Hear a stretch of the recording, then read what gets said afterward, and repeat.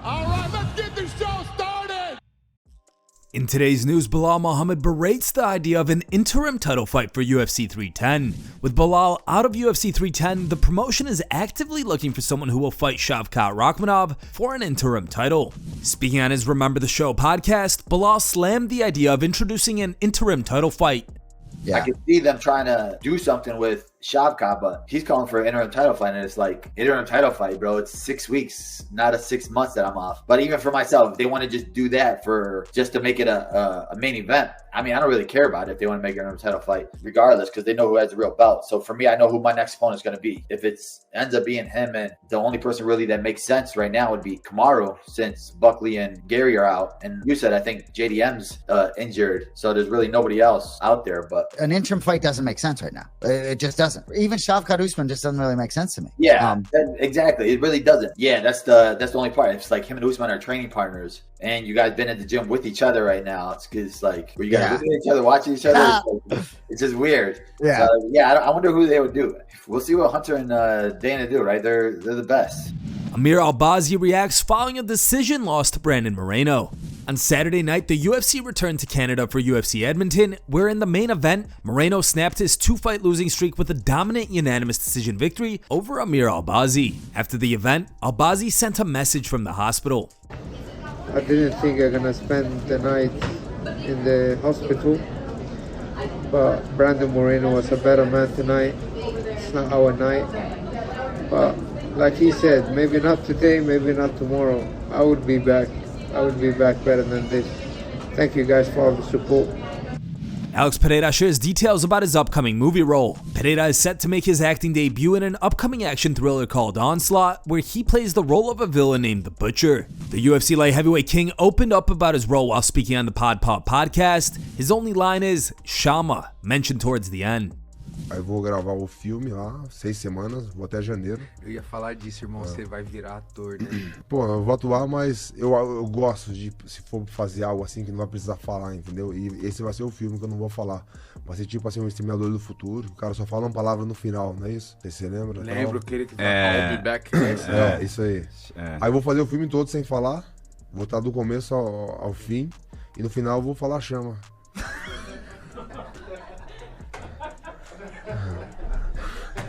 Ele resumiu o filme, irmão. Eu vou lutar o filme inteiro e no final eu vou falar chama. Paddy Pimblett wants to fight fake Colby Covington next. Speaking in a recent interview with OLGB, the baddie discussed his plans of returning to the cage. There, Pimblett showed interest in fights with former champions Conor McGregor and Colby Covington, saying, "Yeah, if they got on me now and said, do you want to fight Conor McGregor in December? Of course I'd say yes. I'm not fucking stupid, or Colby as well, because I think he's a prick. He is so fake. Every UFC staff I've spoken to say he's such a nice person. I'm like, but why is he a bellend then?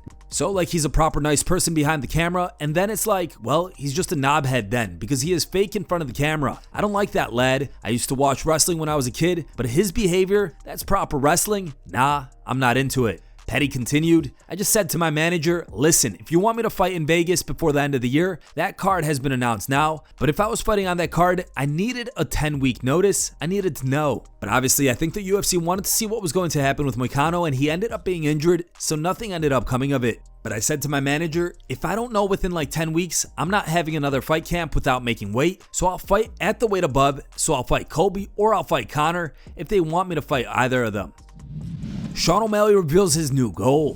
Earlier this year, O'Malley shared that his earnings from online activities far exceeded his income from fighting in the UFC. Now, after losing the title, O'Malley set a new audacious financial goal, aiming to become a billionaire. I used to say I want to make $100 million, and Emron's like, you need a new goal. You need a new goal. And I said, I want to be a billionaire. That's more like it. And it's funny I say that. I even said it today, and he's like, and it wasn't like, haha. Right now, obviously, not even close. Not even like close at all to that.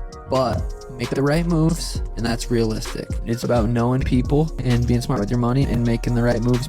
Merab DVALISHVILI accuses Umar Nurmagomedov of lying about the cancelled Son Yadong fight. With Merab's first title defense still up in the air, Umar Nurmagomedov was set to stay active with the fight against Son Yadong set for December. However, Yadong got injured shortly after the idea surfaced, and the bout was scrapped before ever officially being announced. Merab believes that Yadong wasn't actually injured and that Umar actually backed out of the deal. tweeting, "Don't be fooled again by the bullshit coming out of Umar's lying mouth. Yadong didn't pull out of any fight. He was ready. Umar didn't sign. Keep talking crap. You need to work hard and fight other contenders to be the #1 contender. You are being given a gift from the UFC, as everyone knows, without earning it. I can't wait to smash your face in every lying word that comes out of that mouth when your time comes."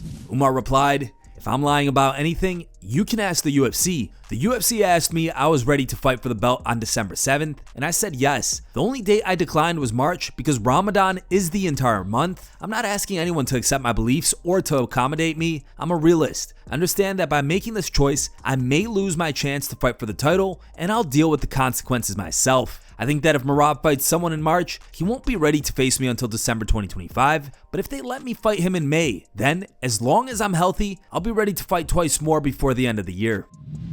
Arnold Allen gets honest on Max Holloway's KO loss to ILIA Topuria. During Saturday's UFC Edmonton, Allen interacted with media backstage, sharing his thoughts on the title fight between Topuria and Holloway. There, Allen said that Holloway's knockout loss did not surprise him much, since there were signs of it happening sooner or later in his career. Allen also believes that he matches up pretty good against ILIA. I felt style-wise, I felt like he would get the win, and I wasn't too surprised he was able to knock him out. You know, Max was leaving very tall. When he was coming out of the exchanges, he was coming out of his head in the air, and I didn't like it. And also, you know, he's got the most significant strikes received, and that's going to add up. You know, as tough as he are and as much of a warrior as he is. But also, ILIA, credit to him. Accurate, hits hard. He said he was going to do it, and he did it. Diego Lopez, who do you think has the best chance? Yeah, beside myself. And a lot of people were saying that, like fans and stuff, like, oh, who's going to want to fight him now? Like, you know, we're not in this business because we want to avoid people. I want to fight the best guys in the world, and I feel like I match up pretty good with him. But yeah, Volk, you can't count him out. You know, I'd like to see him not 8 weeks after getting knocked out, you know, with some confidence and all these things. But now Ilia's presence is going to grow even more. You know, Volk fought Max, how many was it, 3 times? 3 times and he couldn't do that. So maybe that's going to play on his mind even more. Max Holloway gets honest on ILIA Topuria's punching power. 1 week ago at UFC 308, Topuria became the first man to knock out Holloway, overwhelming him with punches in the 3rd round of their 5-round bout. Now, in a new video posted to his YouTube channel, Holloway said that Topuria's punches didn't feel any different from other fighters he's fought. Sometimes don't get too comfortable. Everybody talk about how hard a puncher he is. His punches didn't feel any different from anybody else ever fought. Like, it wasn't no big difference, you know. He felt like anybody else in there. And then he just landed something that landed. Even the one that landed didn't feel too crazy, you know. So at the end of the day, it was just, I felt comfortable, you know. I was in there, I ate some shots early. You're comfortable, you sit there, you try to do something, and it doesn't pay off, you know. With great risks comes great reward, and sometimes with great risks just comes great failure, you know. Fans in the comments took issue with Max's comments, where one fan wrote, "We must have gave him brain damage. I guess he forgot. I mean, I love Max, but come on, man. He knocked you out and nobody else has. That's just silly. Big fan of Max, but he definitely forgot the last 30 seconds of that fight. Love you, Max, but he knocked you out, bro. Man didn't feel it because he was out of it. CTE is hard. Damn, that KO was worse than I thought. Topuria is definitely the cleanest hitter he's ever faced. That left hook was nasty. ILIA is good at placing his feet and setting up his shots. It was more so his accuracy and timing that caught Max off guard." It's time for today's top memes. 3rd place was posted by MMA 247 memes. I like it.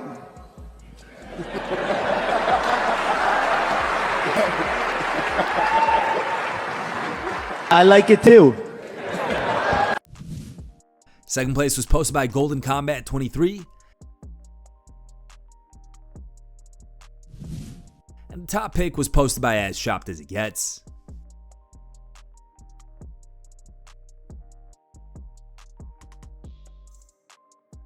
Thanks for watching. If you like the content, smash that like button, and don't forget to subscribe to stay in the talk.